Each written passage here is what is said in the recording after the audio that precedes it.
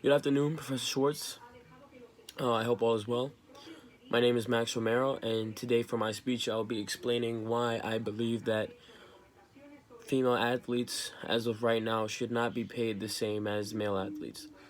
Um, as generations pass on, we see that the wage gap has been decreasing between men and women, especially in any other type of profession that is outside of sports, which is, in my opinion, a good thing. It's definitely something positive that we should be looking forward to. But in sports, it feels like it's been taking a little while to catch up. That doesn't mean that the wages for the female athletes have not been going up, but it's just not in the same stratosphere as those of the men. For my speech, I've specifically focused on the WNBA and the NBA as my two subjects, as they are the highest paying sports leagues that are played by both genders.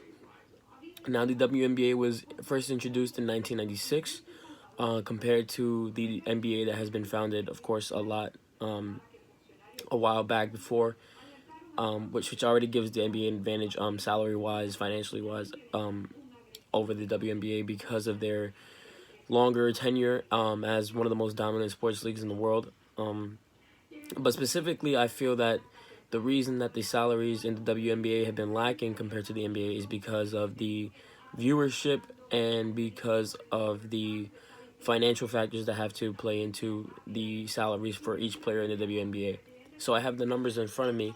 In 2019, the WNBA Finals, the championship games, which is a best of five series for the WNBA compared to the NBA, which is a 7 game series. Like I said, one of the biggest games that you could watch in the WNBA was televised on the same network that the NBA finals are getting put on, which is ESPN, one of the biggest sports networks you could find. And they pulled over 413,000 viewers. This is according to sources at Front Office Sports. Comparing to their competition in the NBA, whose finals TV showings pulled over 20.5 million viewers through all 6 games in the 2019 finals, which was a record-breaking number for the NBA that year. And same thing with the WNBA. That 413,000 number is one of the highest numbers that they've put up in a while. So for that to still be behind, the NBA's 60 million viewers, it shows that there is a significant level difference in between what the NBA is able to pull off compared to what the WNBA is pulling off right now, in one of the years that they feel has been the best that they put out. But it's still, yet like I said, still not able to maintain that stability that the NBA has been able to maintain for a number of years before the WNBA was even introduced. But yes, second of all, we go into the financial factor of the two leagues. So in the NBA, I have it right here in front of me. The NBA's highest paid player is Stephen Curry, who makes over 40 million per season, barring injury.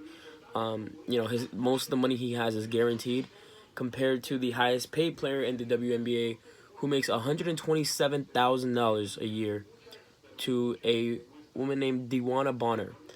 However, I feel that this number really relies on the revenue that is brought into both leagues every year. So the difference in the league's revenue is labeled at $8,580,000,000.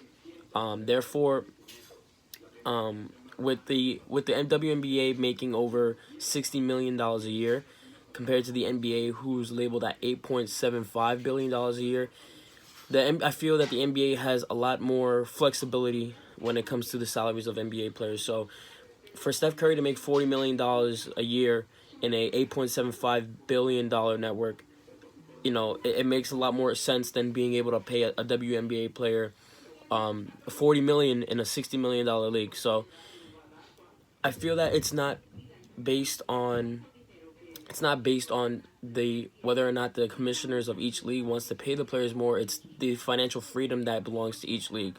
So the reason I bring up the point that I make today is because I feel that there is a lot of stigma going on between the two leagues, that women aren't capable of doing the same job as men, which is not true. Though the female players put in the same amount of work, they're on the road the same amount of days as the men. It's just a factor of viewership and financial freedom that is to blame because of the tenure that the NBA has had over a ton of years of success. Before the NBA was even the official name, it used to be the ABA back in the 70s. So just the financial freedom that the NBA has is uncomparable to the WNBA, which is not to say that the WNBA can never catch up. The numbers that they put up this year are a 50 to 60% increase of what they put in before.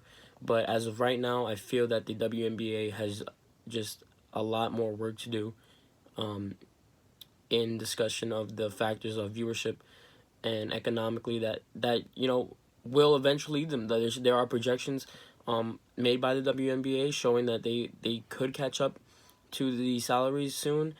They've also included a new rule that shows that they're trying to increase the salaries, but I feel that rule will be taken out very soon because once you look at the WNBA numbers, there's just not enough money to be moved around to make sure that the WNBA players are paid the same.